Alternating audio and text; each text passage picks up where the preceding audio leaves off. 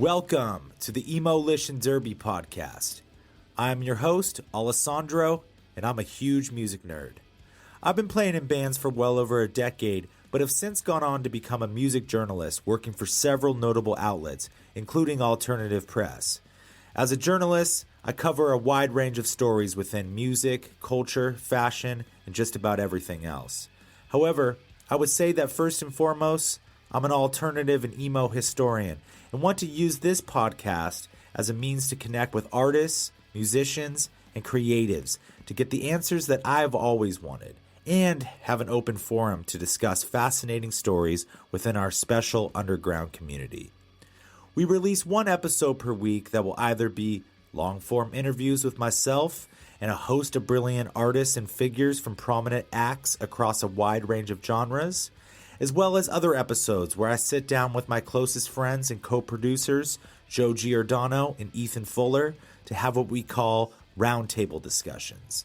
For those episodes, expect nerdy deep dives on music, as well as our fair share of hot takes and fiery debates.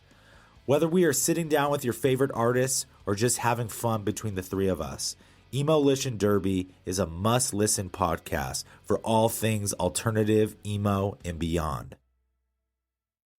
2022 was a banner year for so many different acts and genres within music. In many ways, this was the year where everything finally felt like it was coming back to life and sort of getting back to business as usual, following the disruption of the COVID-19 pandemic. Shows returned, bands hit the road harder than ever, and a lot of the really great albums that were recorded during the downtime of the pandemic came out in 2022. And for a long time, it really seemed like every week a great record would come out. And it even got to a point where there almost seemed to be too much great music that it was hard to even keep track of it. So it was really great to sort of have this opportunity to sit down with my good friends and co-hosts and producers, Ethan and Joe, to finally make sense of our favorite albums of 2022. And while we may already be in the new year, our favorite records from 2022 are still on constant repeat. As you will soon learn, myself, Ethan, and Joe all have very different tastes and picks for what we thought constituted the best releases of the year. However, there are still a great deal of commonalities between our choices. So, whether it was debut albums from a crop of fresh new bands or long-awaited releases from a host of celebrated legacy acts, 2022 had something to offer for everyone. And so without any further ado, here is our personal top 10 albums of 2022. We hope you enjoy. Let's dig into it. Welcome to EMOlition Derby. Very special episode today. But before we get into things today, we just had the worst holiday in American history, Thanksgiving, just a couple days ago. I didn't celebrate. You didn't celebrate. I stayed home. But how did we all celebrate? I got drunk and smoked my brains out. There you go. I ate an entire shepherd's pie. Joe probably had a great Thanksgiving. It's because Joe's a dad. Yes. It was very wholesome. I had two, actually. So I made up for yours, Ethan. But, had one with my family, then one with Sarah's family the next day. Both were successful. Lots of food had. Very Hallmark Thanksgiving dinner special. Here's my thing. So I did celebrate. Are you allowed to celebrate that in LA, Alessandro? I thought that was I didn't think that was allowed. Well, we don't sit around and go, well, then the pilgrims, we don't do any of that. But I'm not even trying to make a political statement here. But oh God, objectively, and this is just not even me trying to be like hyper woke or anything like that. But American food is objectively the worst cuisine of food, like in my opinion. Like if you don't spice it, that's correct. But that's the thing. Like the majority of American, let's get a little white families, they don't know how to season. And so maybe I just never I've been to Minnesota. I'm aware. Yeah. So, I've never had very good Thanksgivings because typically we did not spend Thanksgiving with my Italian side of the family. No offense to my Irish family and everything like that. And, but objectively, like you look at like the complex flavors of Thai food or Japanese food or Mexican food or Ethiopian food, Korean food, anything like that. And then the American food is like turkey, potatoes, stuffing. See, this is what I like from coming from a family that is Irish Filipino with a good smattering of Latino. Is Thanksgiving was always pancit, lumpia, turkey, mashed potatoes, but then there's also enchiladas and mole and everything else. Like, you get everything in one spread. It works like that. Like my dad would always have to bring up pasta aglio olio to my Thanksgiving things because that was the only thing we knew we were going to be able to eat. And so me and Rachel, obviously, we're mostly vegan with the exception of sushi.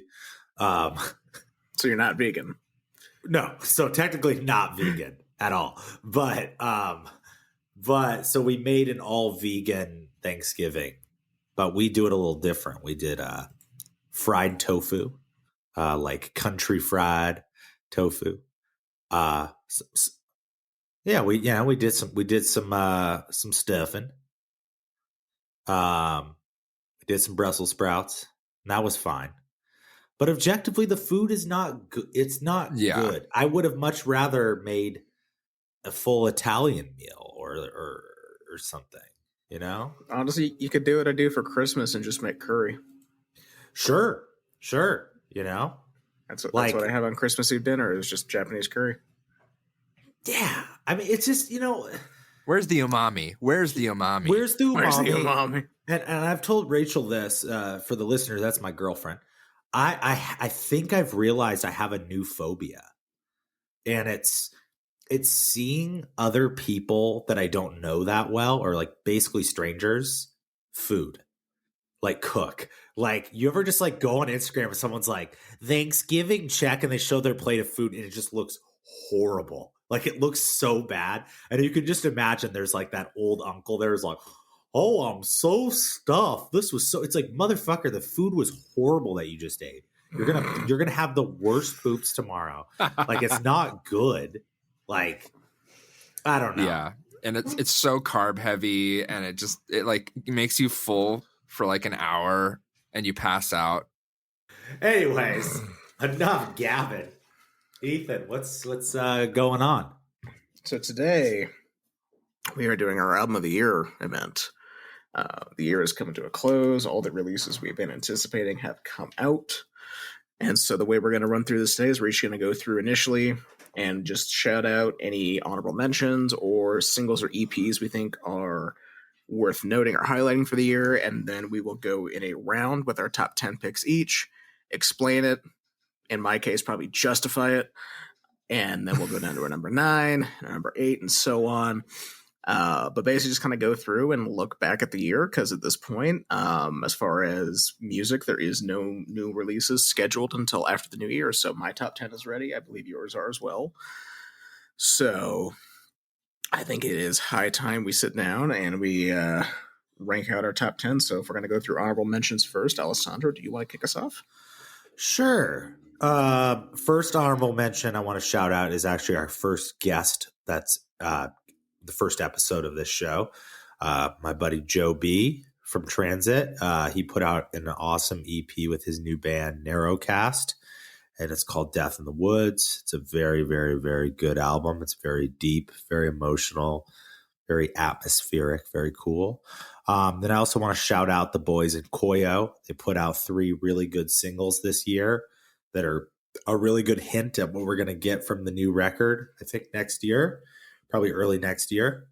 Want to give them a shout out. And then I just want to shout out all like the smaller hardcore bands that have really been killing it this year.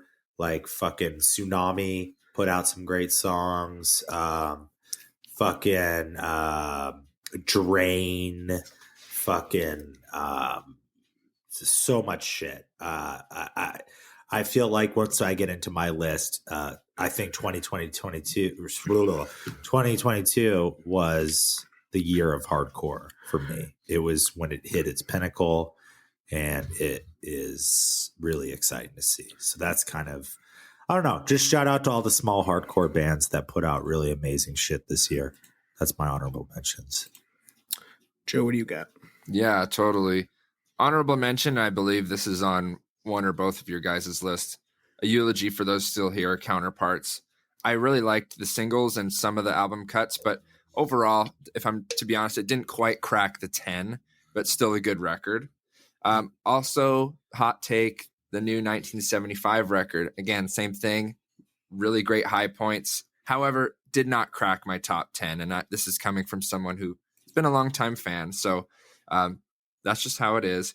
As far as singles, I did want to shout out the 3 White Lung singles.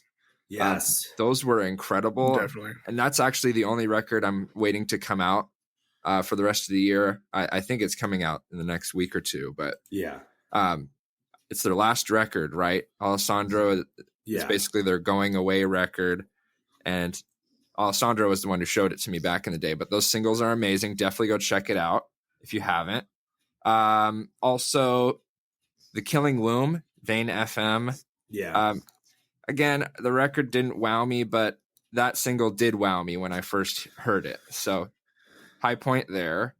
I really liked the new Paramore song. It grew on me a lot. I hated it at first. It still hasn't grown on me. I like it. I like it a lot. And I think, and as I get a little older, I want a reaction. I want to feel something, even if it's bad at first.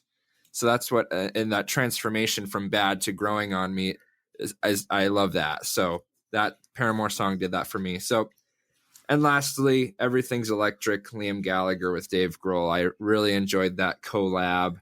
Great. Love Liam Gallagher and Oasis. So those are my shout outs. I agree with the Vane thing. I was really struggling. I wanted to include it so bad. And, I totally agree with the 1975 thing. Some great high points, but just not overall that good, like that quality of a record. Mm-hmm. Last thing I want to shout out is Mind Force, New Lords. That is one of the best hardcore albums of the year. I'll check it out. I haven't even heard of them. They're fucking awesome. All right, and on my end, I'm going to rattle off 3 mainstream releases that I enjoyed but just did not make the cut. That'd be The Weeknd, Taylor Swift, and Joji's new albums. I thought they were good. I enjoyed a lot of tracks off them. Not up to the quality or what I'm looking for to make a top 10. As far as releases that I thought were great but didn't quite crack my top 10 that I've still come back to a lot. Little Greenhouse by Anxious, Year of the Snake from Soft Cult, probably Soft Cult's best release so far. I'm looking forward to their album next year. I Prevail's True Power. I've never been a huge fan of them. I liked this record a lot. It sounded like what I wanted the New Architects to sound like. Death, Peace, and Mind by Bad Omens really brought me into that band. I wasn't a huge fan before. It's kind of pulled me around. Interpol's new album I thought was good, but it wasn't quite what I was looking for with it. It was a good album, but it was not where I expected that album to be. And then the last one that was, if we were doing a top 11, this would be my 11 pick, is Apocalypse Whenever from Bad Sons. It's their best record so far. It's got a lot of good hits. Unfortunately, there were just 10 more that kind of beat it out for me. I love that. I do want to shout out fucking, what was the record? God damn it. What was the one? Apocalypse Whenever? No, it was like one of the first ones you brought up. Weekend, Taylor Swift, Joji. Yeah. Post Malone, 12 Karat Toothache. Didn't crash the 10, didn't make it to the 10 spot because it is very safe for him, but it's good. Like, it's very good. Nothing life changing, but just quality. It's good. Safe. It's good posty. Yeah. Ethan, have you seen Bad Sons live? I have not had the privilege yet. No, I'm a big fan. I got some of their stuff on vinyl. I have not had the chance to see them live yet. They are really, really tight. They play like a 70s or 80s band as far as like their prowess with their instruments. Like, his voice especially is so good live. It just sounded amazing. So definitely would recommend. That's what I've heard from them. The Midnight is a band like that. I was telling Alessandro about that when I was in town back in October. They're very much a retro pastiche band, but they literally sold out the Van Buren on a Wednesday night out here. And very much that same, like, played for 2 hours, a lot of prowess with their instruments, just very tight. So yeah, Bad Times is definitely on my list for that. Mm-hmm. Yeah. We had an event with them for AP in February of 2022. We did it at like a private house party where they played, and they were fucking awesome. Really good dudes, great band. I totally agree. Just super solid record, but just, it doesn't crack a top 10, but yeah, just great. I mean, there's absolutely nothing wrong with it. It's a great record. Yeah. So speaking of a top 10, Joe, do you want to start us off with your 10 pick? Sure. Yeah, my 10 pick. This was a late entry, even though it came out, I think, earlier in the year, but I just got to it later. Bronco by Orville Peck. I love how his records sound. I truly enjoy it from start to finish, just having it on. Definitely a good progression for him from Pony. So Orville Peck, number 10. Alessandro, what do you got? I really like this record. I admittedly have not given it a ton of spins, but it's very important. I think it deserves a 10 spot. Rogue Carpet Disaster by Static Dress. Yeah. Just very important band. I love that, I've had the pleasure of interviewing them twice, and I interviewed Ollie, the singer, like maybe 2-3 months before it came out. And he was like, yeah, I don't know if we're like coming out with a record or anything like that. And he was just totally trolling me. Record came out like 2-3 months later, and it was so exciting and happy to see that. And just a great record. I mean, Static Dress have created an entire universe behind their music, completely DIY.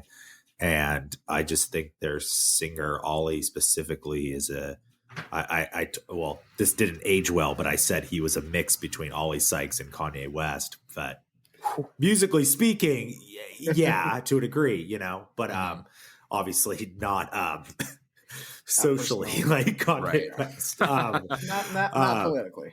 Not politically, like. So, I would say Static Dress, number 10. Yeah. Very nice. Personally, for me, this is a band that I've been somewhat familiar of for a bit, but their release this year and their prevalence working with CD Projekt Red on Cyberpunk 2077 really brought them into my forefront, and that is Two Ribbons from Let's Eat Grandma.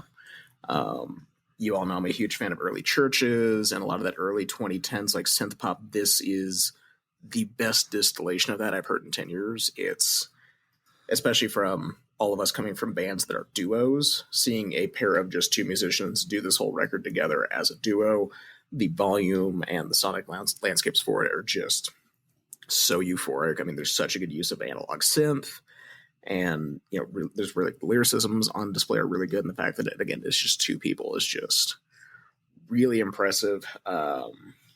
I did not get the chance to see them on their current tour, but I had friends who went and saw them in Seattle and said they put on one hell of a show. So yeah, no, really good album. Some of the it's nice to see that like brand of synth pop from the UK still like being carried, and like that torch is still burning. Are they from here? Or are they from the UK? They're from the UK. They're two like childhood best friends from one of the UK suburbs that just like started doing music together in like art school when they were like 12 and just have just not stopped. And did they kind of blow up from being on the Cyberpunk? Yeah. Or okay. Yeah, so they were kind of relatively unknown, and their lead singer Rosa did a song for the Cyberpunk 2077 game soundtrack called I Really Want to Stay at Your House. It's probably the song I've listened to the most this year that got reused for the anime a couple months ago. That anime came out, that song went viral on TikTok, it started charting on Spotify, and it just took them and just really put them out there. Some of the best, like I remember sending it to Alessandro when I first heard it, like telling him like this might be my favorite song of the year, and it came out like 2 years ago. But their new album's really good. Like I said, it sounds like early Churches. It sounds like the The Naked and Famous, if you remember that band from like 2008, 2010, like very much in that soundscape, but with, I would say, more personal lyrics. And personally, I like Rosa, their singer's voice, better than the other bands I just listed. I think she's just got a beautiful voice, and especially with their age and they're not super old, doing this well. Like, this is their third album, and so getting to go back and like listen to their older stuff is kind of cool, because it's like this is kind of a duo I haven't heard of that like Elton John personally asked them to open for him for his like farewell tour for a couple days. Wow. Like, yeah, they're not like just nobody. It's like they're kind of a known quantity, just not so much in the States yet. That's sick. Yeah. I know that. Hell yeah. So going on to 9, Joe, what do you got? Yeah, number 9 for me, Vaxis 2, A Window of the Waking Mind, Coheed. Yeah. The summer I spun that shit all the time, and those singles were strong enough to carry the whole album into my top 10. I just really enjoyed it. Josh Epard, the drummer, is great, and he's back after, being away. So I watched some interviews of him and like drum breakdowns from him, and I just gave me a appreciation for like how he crafts his parts for the band, and really enjoyed that. So Coheed, number 9. I love that. Yeah, I had the pleasure of seeing them a couple times over the summer. Nicest dudes, great band. Love the fucking danciness of some of the singles on the record. Really good. Coheed are just so consistent. Yeah, love that. What do you got, Alessandro? So I was originally going to do a tie, but I think I'll just choose one. Okay. But I probably should go back and say another honorable mention that I really should be in my top 10, and maybe it is somewhere tied with one of these spots. I was going to say LS Dunes, Past Lives, but maybe I'll say that's tied with what my number 9 is. So my real number 9, though, right now is God Save the Animals by Alex G. Very nice. That's an incredible record. Once again, Alex G is the Brian Wilson of our generation. The record is incredible. It's got everything you want from Alex G, like the weird emo acoustic folk stuff, the weird hyper pop stuff, weird pitch shifted vocals. It's just everything you love from Alex G. Some of the singles were I thought it was really cool that every single was vastly different. Yeah, just all around fucking awesome album. Apparently there was a lice outbreak at one of his recent shows, and that sucks. Oh no. Yeah. Of all the things I would break out of. Yeah. Not COVID, lice. Not COVID, thankfully, but lice. Jesus. Go for it, Ethan. Yeah. So for my 9, this is an album that I had a lot of anticipation for, and over the year, I've definitely come back to it more and more. And we talked about this in a couple different discussions where I talk about there's albums that if a band wanted to break up after putting an album out, like that would be the album. This is an album that this band could have broken up right after putting it out, and I'm so glad that they've announced that they're not. But that is Jackpot Juice from Dance Gavin Dance. I think this is their best record probably since Downtown Battle Mountain 2, if I'm going to be bold. I think it is unfortunately the last release with Tim Furyk on it, and with his tragic passing, I will say it's a stellar record to have his last performance on. I mean, the bass work is next level. It's some of his best work. I don't know. I love an album where you can tell that everybody in the band is just firing perfectly on all cylinders, and this is definitely that album for this band. Lyrically, it's great. The influence from God, I'm spacing out his name. Their new guitarist, the guy from Idola. His influence, Andrew. Yeah, his influence on this album is everywhere, and I kind of love the influence of Idola onto this band because I feel like it's such a good pairing to go with their guitar work and their like sonic landscapes that like I said, I think this is probably some of their best work ever as a band. It is a bummer that it's the last one we're going to have with Tim on it now that he's passed, but it does give me hope that this band is like that Dance Gavin Dance has decided not to give up. They're going to keep touring. They're going to push forward as a band. I think it's definitely like, we look at like bands like chronology of their albums, like definitely, you always have this, like, the initial hits, the personal favorites, and you have those couple that really stand out for their career. Like, this is definitely like a peak, not a valley for them. It didn't wow me, to be honest. I would agree. Yeah. Maybe it just needs time to settle with me. I kind of do that with their albums anyway. It's like the next year after it comes out that I kind of come back. I didn't love it on release, but in the last 2 months, I've gone back to it a lot and really liked a lot of it. Yeah. Yeah. So we'll see. That's always been, I've always had that effect with them. Like, every album is like a delayed effect. It just depends on how long that delay is. Like, Afterburner came out in 2020, and I didn't really like it till this year. So, yeah. So Bring Kurt Travis back. Yes. Yeah. With Tillian, they can share. Yeah. I mean, they've shared a stage before. Back in 2015, they did that tour with Strawberry Girls and Slaves, where they got everybody on stage to do a couple old songs together. Like, that was always the rumored project for Downtown Battle Mountain 3, was to have every vocalist come back. And I feel like if they wanted to do Downtown Battle Mountain 3, just get Kurt and Tillian to do cleans together. Like, maybe let Johnny sit this one out. Johnny should sit this one out. I didn't want to just say it, but yeah. Johnny keep Johnny Craig on the bench for this game. Johnny Craig's done enough. He gets a break. He's fine. Yeah.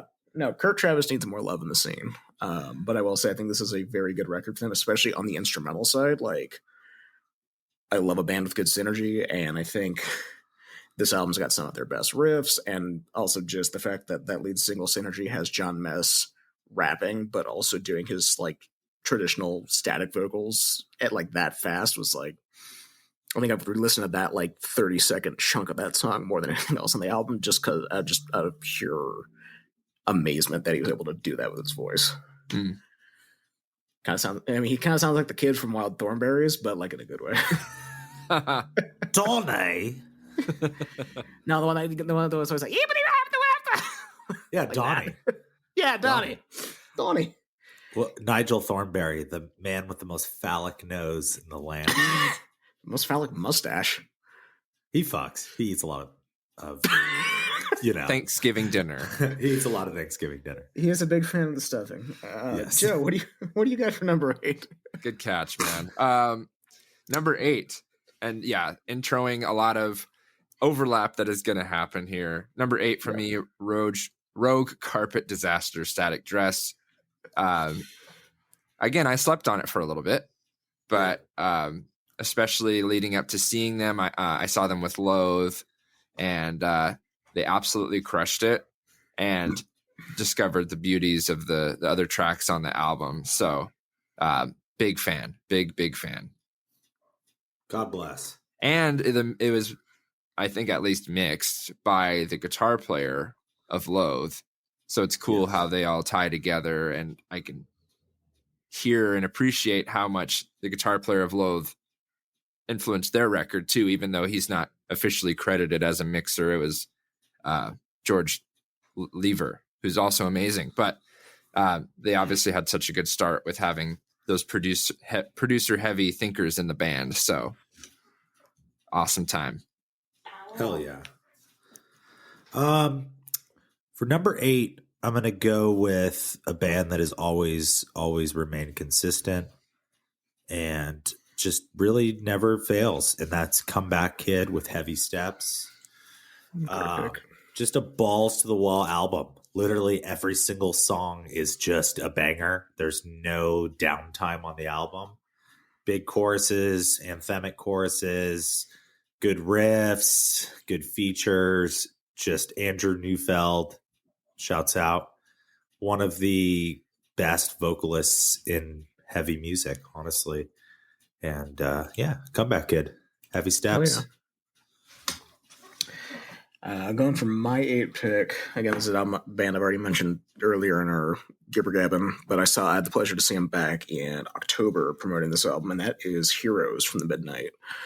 And the Midnight's one of those bands that I really loved when I first heard them, and I didn't think anybody else would like them. And then everybody I've shown them to or mentioned, like people I see, like everyone seems to know them.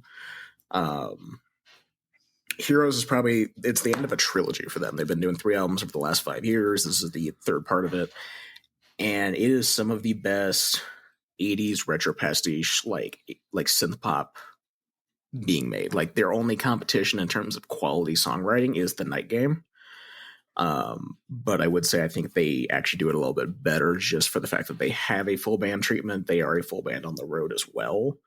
They're a duo in the studio, but they are a 7-piece on the road. So like when I saw them, they played for two goddamn hours.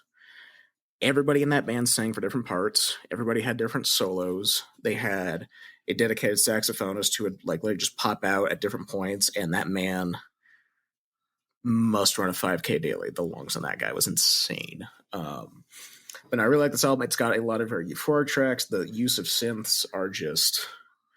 I've talked to you guys about this. Like, I love good, bubbly, euphoric, just happy sounding music like that. And this album does that. There's a lot of heart to it.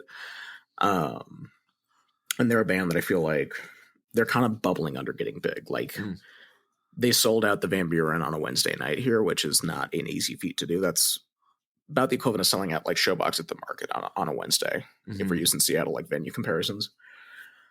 So I feel like they're a band that if they get the right promotion and the right connections, I could see them blow up. If anybody goes to see Terrifier 2, one of their songs from their third album is used in the opener. So sick.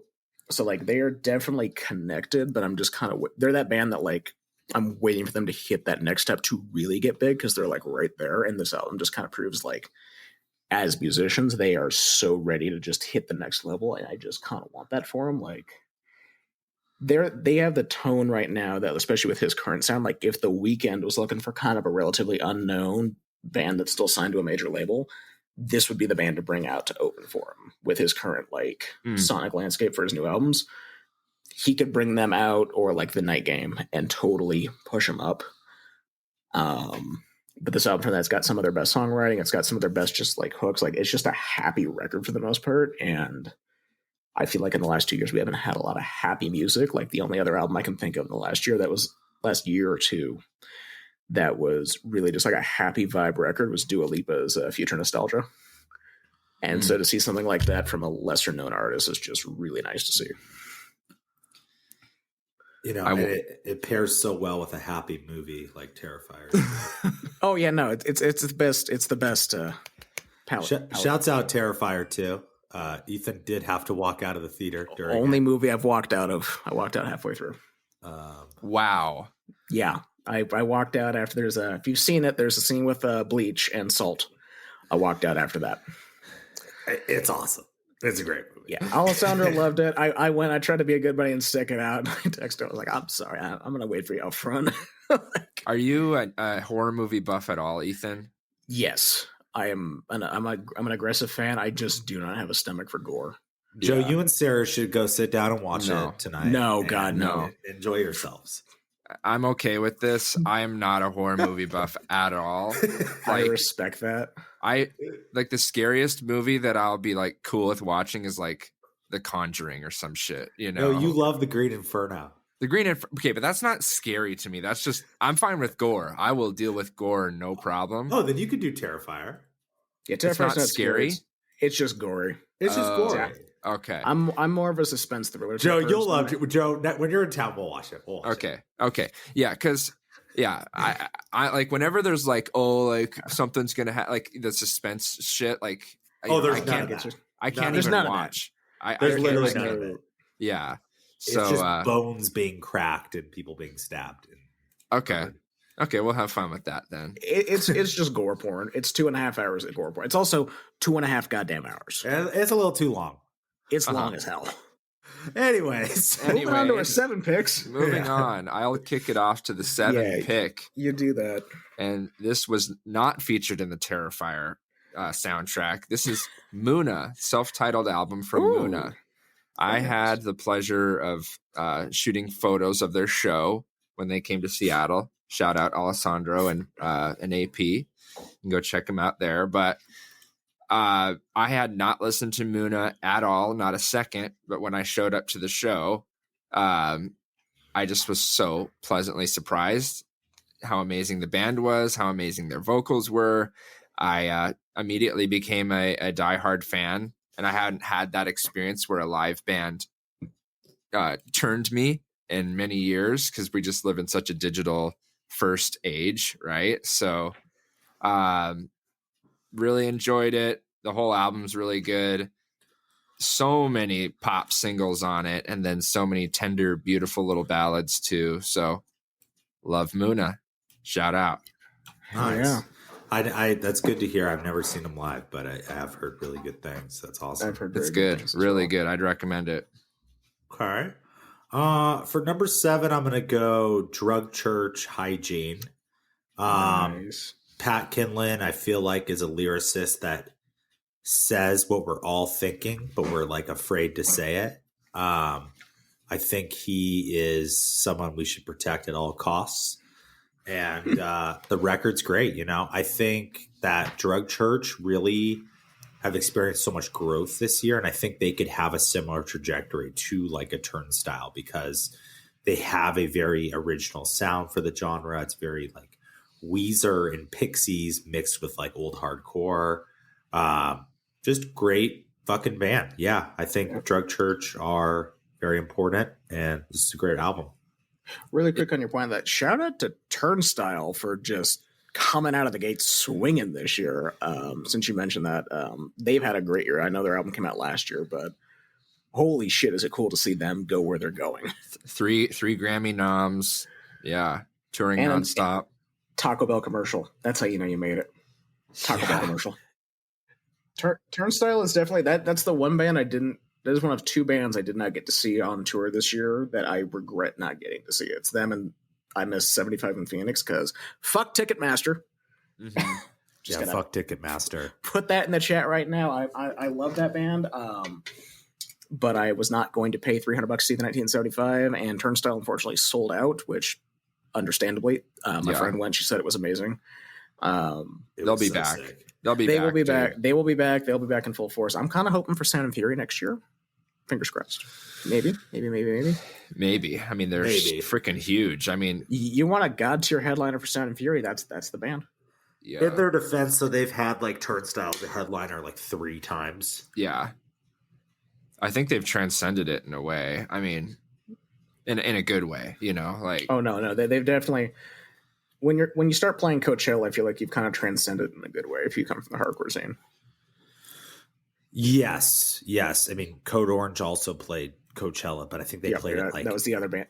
They played it like noon or something. They played like 2:00, but nonetheless, they went from our scene to that. That's still good progress. I just love like some bro just stumbled into Code Orange. Like he's just got done watching like some shitty EDM artist, and he's like, and he goes into the tent, and it's just like, this is Code Orange.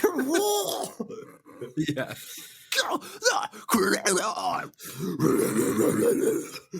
Mm-hmm. All right, what's your 7, Ethan? So my 7, I think we are definitely hitting the territory of shit that is not going to overlap. And that is Jack White's double album released as 2 albums, Fear of the Dawn and Entering Heaven Alive. I've always been a fan of Jack White's work. Yeah, fucking Joe. No, I've always been a huge fan of him more as a solo artist. I was never a huge fan of the White Stripes, but I've always liked his solo work. And this project, I really like that he had the idea to do a double album, but to split it into 2 halves based on the sonic energies of the first half being just straight good garage rock and the second half being a full-on folk album. Question for Alessandro on this topic a bit. Has there ever been a double album that you've like super dug? Because I feel like I'm not a double album dude. That's just too much to process. Only one. Which one? In Defense of the Genre by Say Anything. Yep. That is the only good double album. Early November did a triple album, and they admit to this day that was too much. Yeah. That's a lot, man. Double albums are they're dangerous. Like I do like the approach of this where the first 11 tracks came out in March as one album and the second half came out in July. So you can kind of take them each as separate albums, even though they are like, it is a double album. Like if you look at the track listing and like the lead motifs, like they're meant to be listened to back to back. I do think double albums are a very hard thing to do to make them work in that sense. I'll agree with Alessandro. I think Say Anything is the exception to the rule. The 1975 tried it in 2020, and I kind of hated that record. Yeah. 23 songs, hour and 25 minutes, and I think I liked 5 songs on the whole album. Like, I think that's most people's reaction to most double albums. I mean, look at Beatles' White Album. People like maybe 3 songs off the whole thing, but it's almost 2 goddamn hours. Fuck John Lennon. Let's move on to number 6. Moving to number 6, and I'll keep this short because I'm sure this will be coming up later, possibly. Otherness by Alexis on Fire. Really enjoyed it. Rocked my shit. Took me a second of convincing from Alessandro, just because it's a pretty raw sounding record, but I got over it, and I thoroughly enjoyed it from start to finish. Such unique songwriting. Shout out Alexis on Fire. Love it. Number 6, and I'm going to sound a little biased here, but truly, they're one of the few bands that every time they play live, everything feels like greatest hits, and with just one full-length album under their belt, and that is Holy Wars with Eat It Up, Spit It Out. Very, very, very good friends of ours. Such a good album. The hooks are extremely strong. The guitar work is amazing. The production.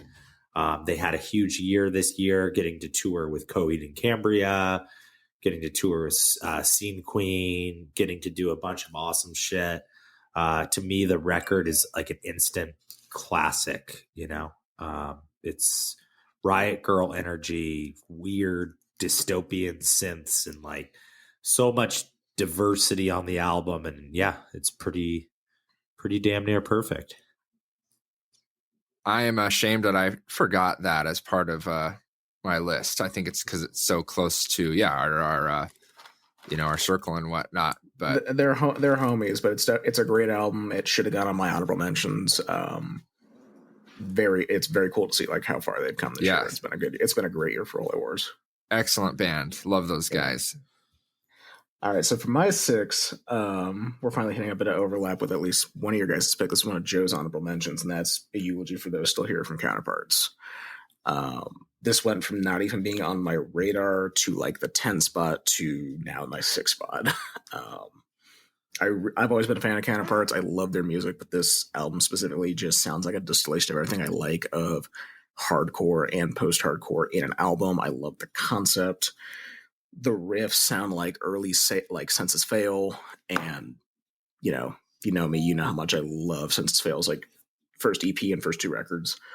But I also just think like the tone of this, like it's a cathartic album. I like as soon as I like sat down and listened to the whole thing, I was like, this is got to be one of my favorite albums of the year. Like it's one of those albums that like there's another album on here I'll talk about later that came out I didn't know was coming out and had that same catharsis of like once I heard it I was like I don't know how I didn't have this album in my life. Mm-hmm.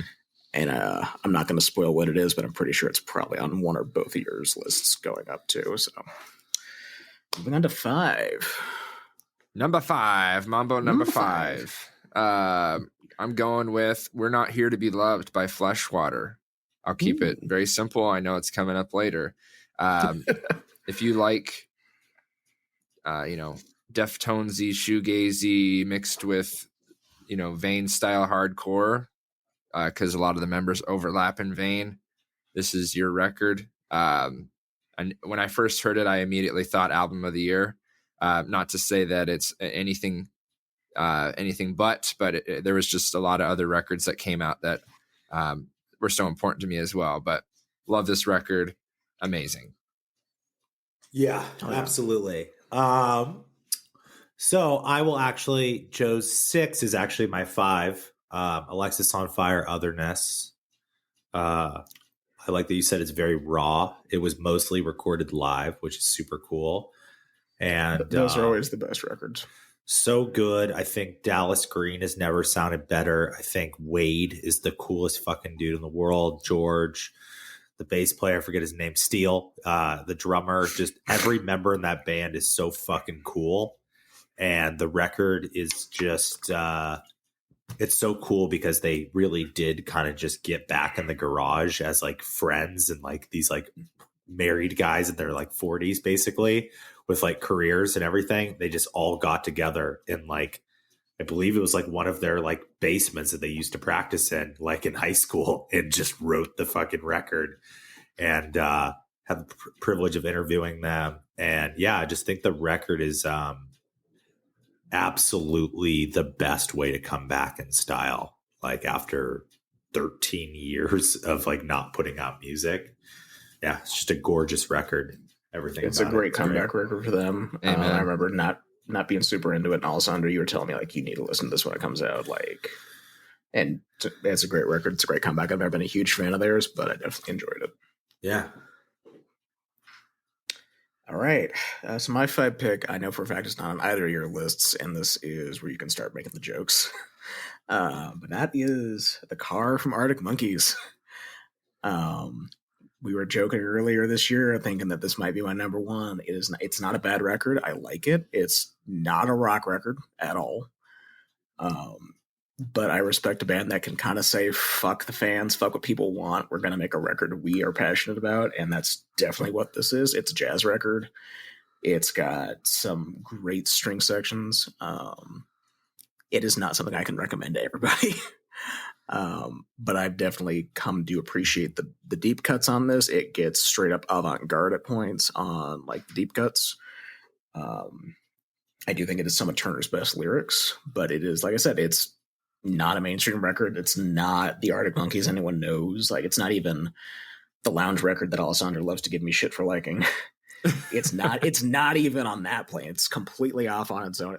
It sounds like something Noel Gallagher and Johnny Marr would make because they were bored. And I say that as a compliment. But you're not selling it. I'm not selling it, but I'm trying to sell it in the sense of like, it's not a traditional Monkeys record, but I really like that they were like, we have this idea, we have this concept, we want to just go a completely different direction with it. And they just kind of did it. Like with the last record, they could have easily been like, everyone hates the lounge record. We're going to go back and just do AM Part 2. We're going to go do Humbug Part 2 with Josh Homme because we want the Tumblr fans to like us again. Like, I respect the artistic intent of being like, we like making this. Deal with it. Moving on to our 4 slot. Our 4 slot, number 4 for me. I don't know if this is on your guys's Voyeurist, Under Oath. You know, I really wanted to. I think I should have put it in there, but yes, continue. Yeah, I mean, I know it's not the strongest Under Oath record ever, but I loved it. It's an Under Oath record. It truly was a part of my life for a couple months, and was able to see them on the Voyeurist tour, and they absolutely crushed it. There's like 3 duds that I skip every time, but like Hallelujah as a comeback to, you know, the It's Dangerous Business Walking Outside type vibe song, and on My Teeth, or sorry, that was the previous album. What's the opener for Damn Excuses? Damn Excuses, man. That just makes me want to punch a hole in the wall. Yeah, I love it. So yeah, definitely really enjoyed this record without even having to try too hard. It just was on rotation a lot. I'm gonna go back in time actually, because I sort of for some reason thought it came out in 2021. So yeah, actually, Voyeurist. Let's put it back in like the 7th spot. Let's just tie it somewhere over there. Great album. I totally agree. Yeah, I mean, yeah, is it the best Under Oath album? No, but like, no, it's really fucking good. And some actually, I don't know though. I mean, it's up there though. Like, it's really strong. Good. It's really strong. I mean, definitely my favorite thing they've done since like Disambiguation and everything like that. Yeah, great record. I'm very envious of both of you because that's a record I wanted to like, and I like Joe. You know how much I love Under. Like, obviously, like first time I ever saw them live was with you on the reunion tour. Yeah. Tried to get into that album. I tried to give it a lot of shots, and I just it's the same thing with the last record, the one before it, and both of them. Something is keeping me from latching onto it, like I did with like Lost in the Sound of Separation. I still think it's their best record. And I think weirdly enough, I like have set a bar so high in my head I can't reconcile it. But it is a good record on their part. Technically, I just could not latch onto it myself. But I'm envious that you got into it. It's fair. I get it. And yeah, it came out at a weird time. I think it was like literally the first week of the year. So First week, because they did all week of the year. All the promo was last year too. So I'm with Alessandro. I kind of forgot it was a 2022 release. Yeah. And they didn't really make a big moment out of it. Yes, they did do the Voyeurist tour, but it was already, marred with so many like weird things like Every Time I Die having to drop off of it and everything like that, the tour. Oh God, I completely forgot about that band. Yeah, and then there was no like videos for any of the songs. So I don't think they made like there wasn't a good marketing, plan for the record. So maybe that's also why it didn't hit as hard for some people. But I mean, very, very good record. I mean, yeah. My number 4. It's an official release that does have a compilation of some previously released stuff from maybe 2021, but it's mainly 2022 stuff. Uh-huh. And that's Military Guns, All Roads Lead to the Gun Deluxe. Holy fucking shit. Military Gun is one of the best fucking bands out there. I've probably listened to this record more than probably as much as the other ones that are further down on the list. It's just amazing fucking, obviously it's kind of for fans of Drug Church. The guitar player of Drug Church is the guitar player of Military Gun. Just great Pixies sounding hardcore. Great hooks, super interesting vocals. The singer is from Enumclaw, Washington, which is hilarious. No way. Is he really? Yeah. And just great band. Yeah, Military Gun hero. Yeah. And I think they're going to have a huge year next year. They just signed to Loma Vista, which is like a major label. And yeah, I think Military Gun are going to blow up next year. They're awesome. Gotcha. So for my 4, this is an album that I've been waiting to come out for years at this point. It has been perpetually delayed, and for a while it went from being an album into an EP and then back to an album, and it got announced right in time for Christmas of 2021. It was supposed to come out in February, and it got pushed all the way up to last week.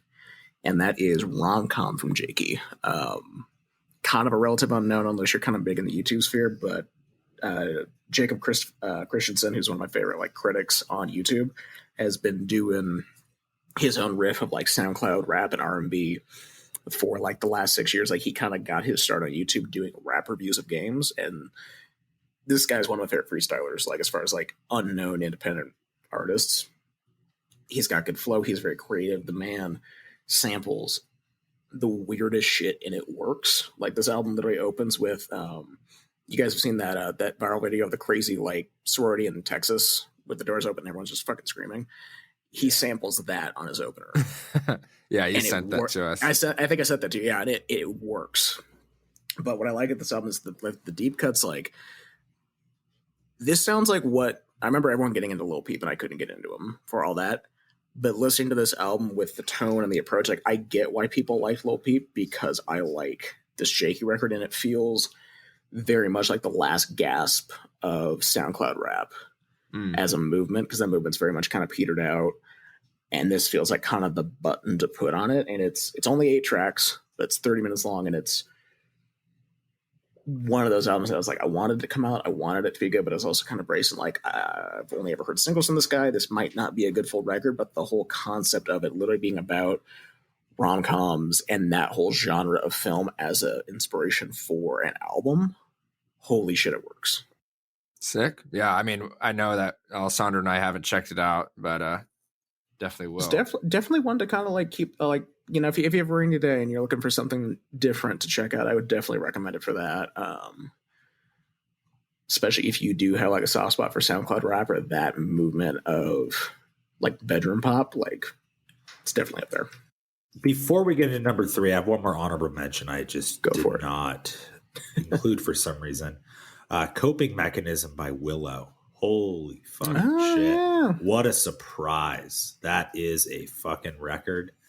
Every song is so fucking good on it. And Willow is insanely good live. And I was not a believer, and I went and saw her live. I'm a believer. Willow. I don't know if you cracked the top 10 by any means, but great record. Keep Willow's name out your damn mouth. Yes, I'll sorry, Willow. Sorry. Oh, I just got hit in the face. Wow. Holy shit. Will's in here with me right now. You lucky bitch. He came to South Pass. He's in. Oh, Will, come on, dude. Will, man. Oh, fuck. Ow. That one hurt, Will. All right. Number 3. We're getting into the top rungs here. I might be the first one to say. I am the first one to say it. No pressure. No pressure. Just everything I could have wanted from a summer album. I remember being on the beach with Alessandro and Rachel and just playing that, and I'll forever have that memory in my head, that sunny, beautiful memory. So love that album from start to finish. That's very sweet. I changed my 3. I'm not going to speak on what you just said just because you'll speak it later. It may or may not be on my list. Maybe not. I just changed my 3 in real time. I changed 2 and 3 a bit. So number 3 officially is "We're Not Here to Be Loved" by Fleshwater. Good pick. It is the aesthetic I've been looking for my entire life. It's the sound I've been trying to chase, I feel like, for my entire life. It's such a distillation of the 90s in every good way. It's so amazing. Hearing Mercy and Anthony's vocals, work together is incredible. The guitar work is super interesting. I guess Kurt Ballou produced it, which is just so cool. Shout out Kurt Ballou, the fucking best producer and engineer. Literally speaks at Berklee College of Music in Boston. Jesus. The seminars on Jane Doe. I think "We're Not Here to Be Loved" is just a blueprint and a template that a lot of bands are going to look to over the years. I loved how it came out of nowhere, and I think the way the record opens with "Ball Play Driver" is just so oh my god, fucking epic. It's as soon as you're listening to it and you're like, oh man, what if they did this in the next part? And then they do it and you're just like, whoa, that's so cool. Really great album. It was a project that a lot of people thought was dead for a while too, because they put up those that 3-song demo 2 weeks before COVID hit. And then people are like, well, that was probably a one and done thing. But then you would go on their Spotify with 3 songs on a demo. They had 100,000 monthly listeners. You're like, that's wild. And people definitely were hungry for it. And they more than delivered, I think. Yeah. Oh, yes. Going on to my 3, first point I have that is in common with one of you guys is "No Pressure" as well. This was one that when it first came out, I thought it was going to be my number 1. And I remember I stayed here over the summer to work.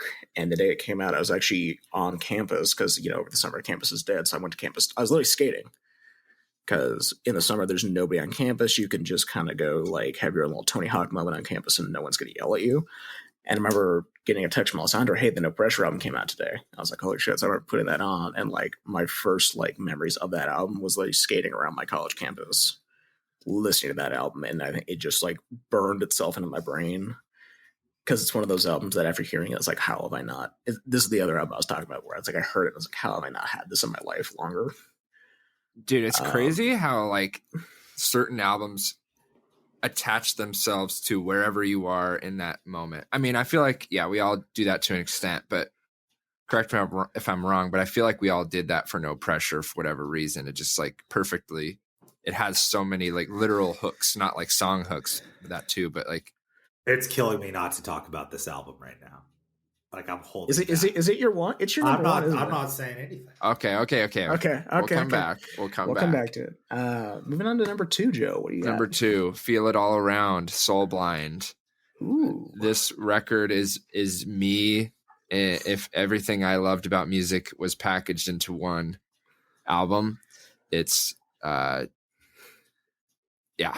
love it. Every time I put it on and Sarah hears it, she's like, I feel like you guys wrote this. It's we pretty much do. We pretty much just go for that kind of sound all the time. And this is everything, any song from a band that sounds like Soul Blind, I'm about. So I want to thank them. This has been a really big record for me, and I love how it sounds. I love that. It came out just a little too late for me to really digest it.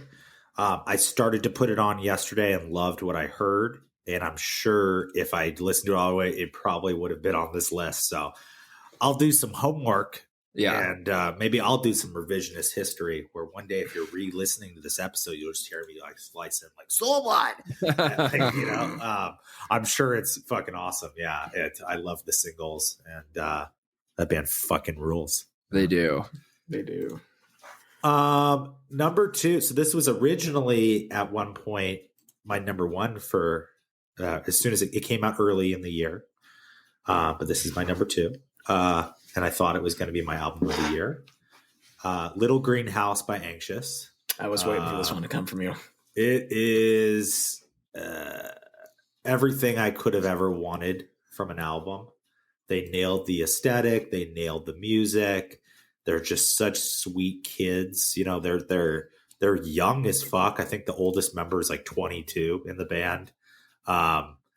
They captured this sound that, and I interviewed them, and like, you know, they're saying like they were like diving into like Fountains of Wayne influences and shit like that, but we're like mixing it with like Title Fight and like Drug Church and stuff like that. And then like Transit and stuff like, and it just felt like good Northeast pop punk, emo, melodic hardcore. You know, maybe if you loved Polar Bear Club back in the day, you'd like this record. But then if you like Transit, and if you like, God, I miss Polar Bear Club. Yeah, like it was so special because it was like you saw like a band like Koyo and Anxious kind of rise at the same time. It's very much how like Transit and Man Overboard were. And so Koyo didn't give us a record, unfortunately, in 2022. So, you know, Anxious was the one that had one ready to go. And I think in April, track 2 on that record will forever be one of my probably favorite songs of all time.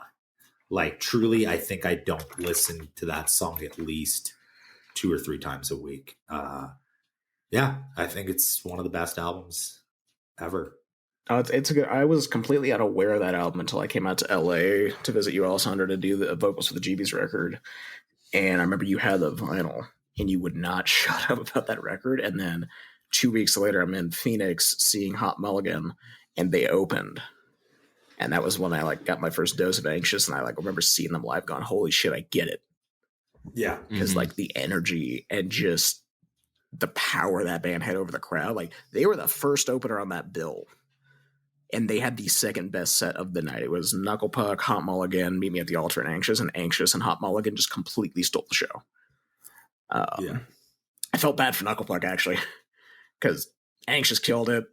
And then Hot Mulligan came over and basically headlined as the direct support. And I was like, God, it must really suck to be Knuckle Puck right now.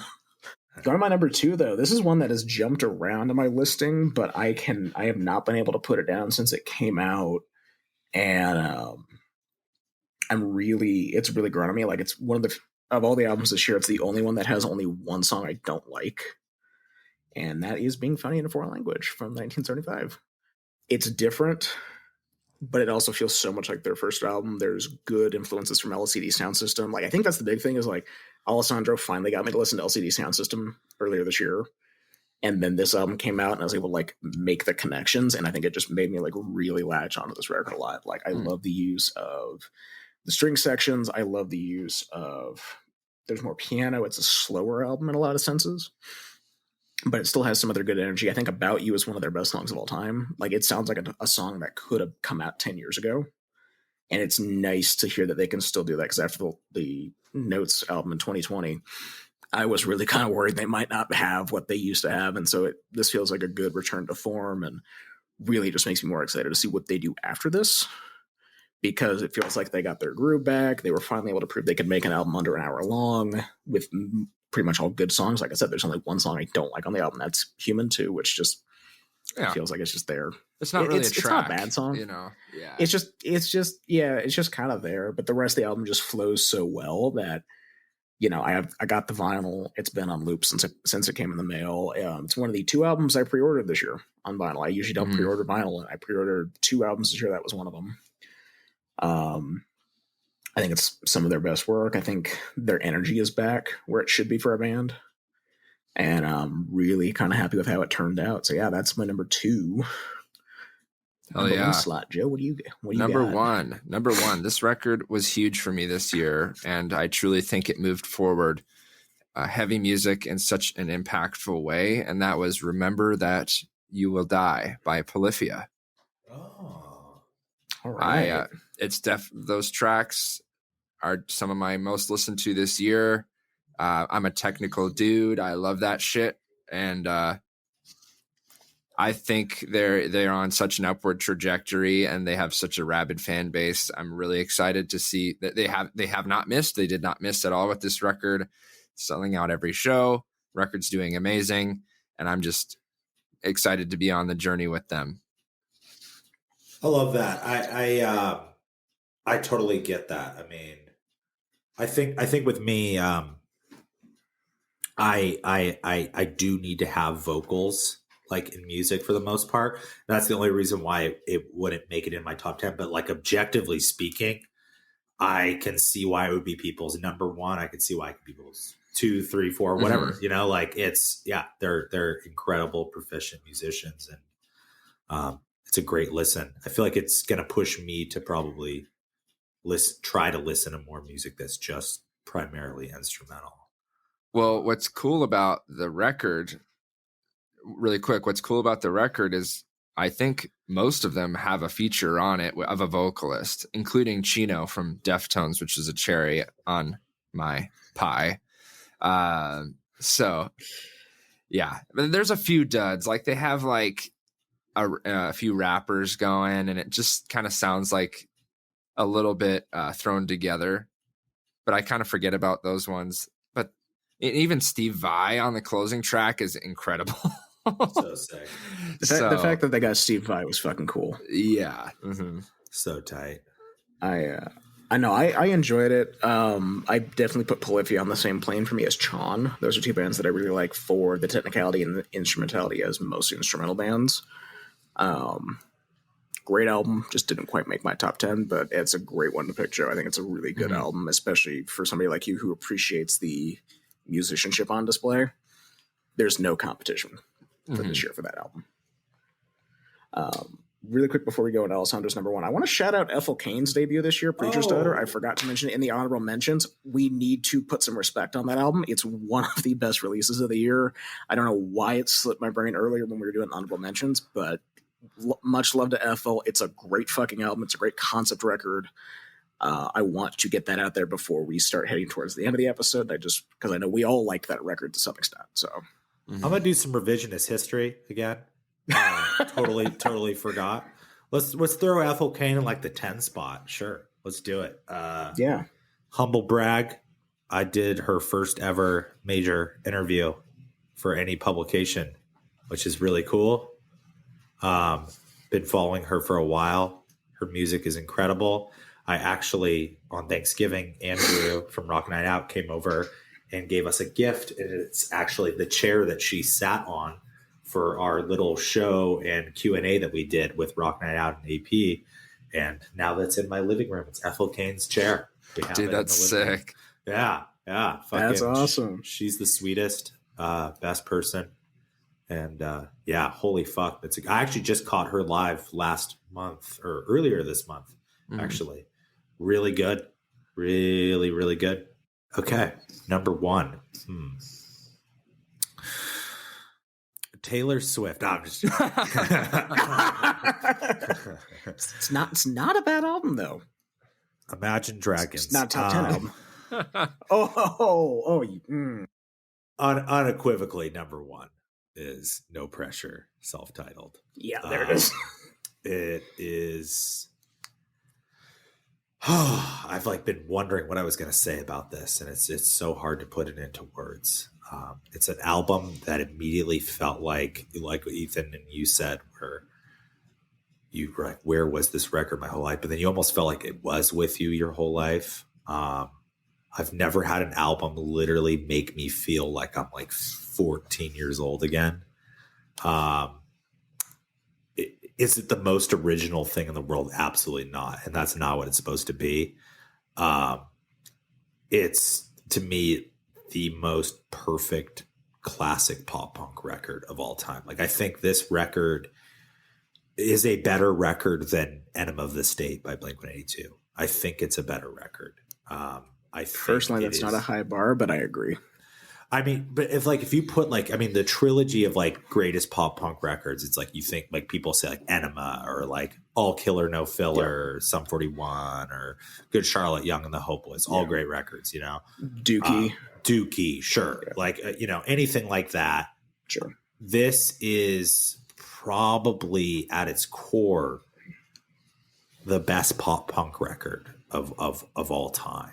To a degree, like, and I don't include Stories So Far because Stories So Far to me is not entirely a pop punk band. They're a melodic hardcore band. They are their own band. They are separate. They're their own thing.